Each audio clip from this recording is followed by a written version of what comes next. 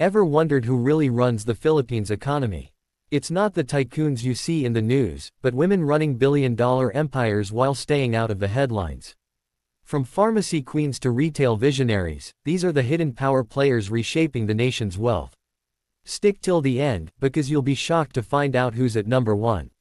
Number 5. Soledad Neni. Open Cojuangco, the matriarch of San Miguel now. If you've ever cracked open a bottle of San Miguel beer or driven on a tollway built by SMC, you've brushed shoulders with Soledad Cojuangco, one of the Philippines' most discreet billionaires and arguably, its most powerful widow.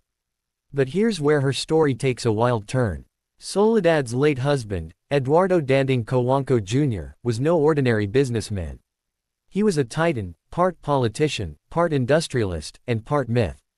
His life was a tangled web of empire building and controversy, from the Coco Levy Fund saga to the takeover of San Miguel Corporation, a company that went from brewing beer to building airports.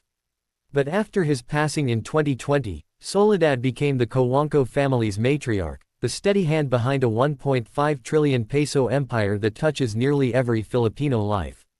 Number 4. The Campos sisters. The silent pillars of Philippine healthcare. Let's kick things off with a family whose influence runs deeper than anyone realizes.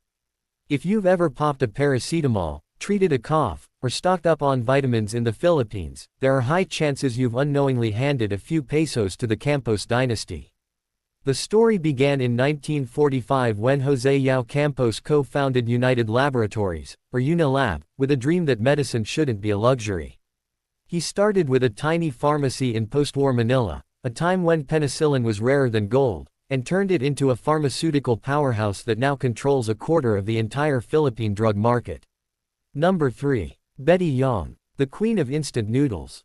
Let's put a little tastefulness to our list. Because the woman we're going to talk about built her fortune not from oil, steel, or real estate, but from noodles. Betty Yong, the co-founder and president of Mond Nissan Corporation, turned humble pantry staples into a billion-dollar empire. Back in 1989, she and her husband, Quirino Quifanes, launched a brand called Lucky Me. And that was it. History was cooked, served, and slurped in millions of Filipino homes. What started as an affordable comfort food became a cultural phenomenon. Lucky Me now commands over 70% of the instant noodle market, and Mond Nissan's portfolio has expanded to include Sky Flakes, Fita, and Mamacitas. Basically, the holy trinity of Filipino snack time. Number 2. Elizabeth Sy, the hotel and conventions queen. Luxury, hospitality, and the art of making people feel at home, that's Elizabeth Sy's empire summed up. As the second child of the legendary Henry Sy Sr., Elizabeth could have easily followed the family's retail path.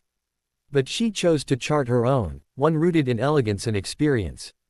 Today, as chairperson and president of SM Hotels and Conventions Corp., she runs the hospitality arm of the SM Group, the same powerhouse that brought us SM Malls and BDO.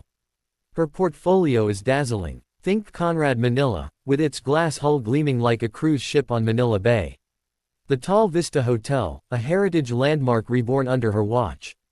Number 1. Teresita Sy Cosin, the queen of Philippine capitalism. If the Philippines had a big boss of business, it would undoubtedly be Teresita Sy Cosin. The woman who quietly runs an empire so vast, its influence stretches from the shopping cart to the stock market. Born the eldest daughter of Henry C. Sr., Teresita, or Tessie as she's known, grew up folding shoes at her father's original Shoe Mart store. That early exposure to the grind shaped her into one of the most formidable business minds in Asia. Today, she serves as vice chairperson of SM Investments Corporation, SMIC, the crown jewel of Philippine corporate power. Under her leadership, SMIC's three pillars, retail, real estate, and banking, have not just dominated but defined the national economy. SM malls are now part of Filipino life.